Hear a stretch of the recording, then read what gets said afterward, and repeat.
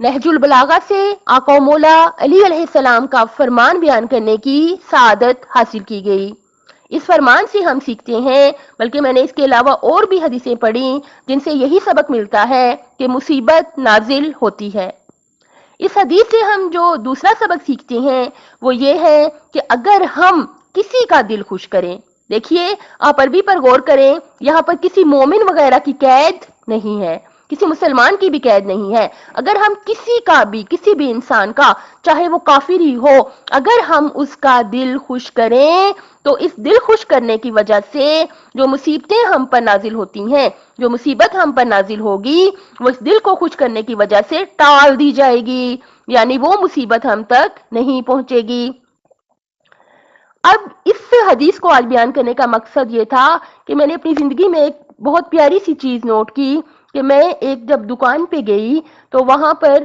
لیسوں وغیرہ کی دکان تھی، وہاں پر ایک خاتون آئی، انہوں نے نلکی خریدی اور لیس خریدی، تو میں نے ان سے پوچھا کہ کیا آپ کپڑے سیتی ہیں؟ تو انہوں نے کہا جی میں کپڑے سیتی ہوں۔ تو میں نے ان سے کہا کہ اللہ پاک آپ کو بہت صحت عطا فرمائے کہ کبھی آپ صحت سے نہ ہاریں۔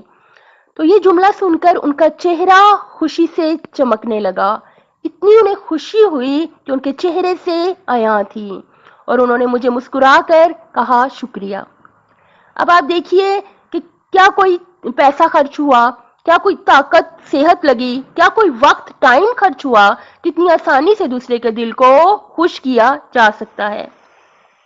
ہمیں چاہیے کہ ہم بیٹھ کر سوچیں کہ کس طرح سے ہم دوسروں کا دل خوش کریں، تو جس طرح سے ہمارا اپنا دل خوش ہوتا ہے، بالکل وہی کام ہم دوسروں کے ساتھ کریں تو ان کا دل خوش ہونے لگے گا، اور بچوں کا دل جو ہے بہت آسانی سے ہم خوش کر سکتے ہیں، اور اس کے یقیناً زیادہ اچھے نتائج ہوں گے، کیونکہ بچے جتنی ان کی عمر کم ہوتی ہے اتنے ان کے گناہ کم ہوتے ہیں، اور بچے جو زیادہ چھوٹے ہیں وہ تو خیر معصوم ہی ہوتے ہیں۔ تو اگر ہم بچوں کو ایک ٹافی دے دیں، مسکرا کے ان کے ساتھ ہم پیش آ جائیں، یا اگر انہیں چپس بنا کر دے دیں تو بچے بہت آسانی سے خوش ہو جاتے ہیں۔ ہمیں چاہیے کہ ہم بیٹھ کے سوچیں کہ پیسے خرچ کیے بغیر، طاقت، ہمت، صحت خرچ کیے بغیر کس طرح سے ہم دوسروں کا دل خوش کر سکتے ہیں۔ ہمیں چاہیے زیادہ سے زیادہ دوسروں کا دل خوش کریں۔ میں نے یہاں تک حدیث پڑھی تھی کہ جو شخص کسی مومن کا دل خوش کرے تو اس کی آخرت کی مصیبتیں، مثلا موت کی سختی، قبر کا عذاب اور آخرت کی مصیبتیں بھی ٹال دی جاتی ہیں۔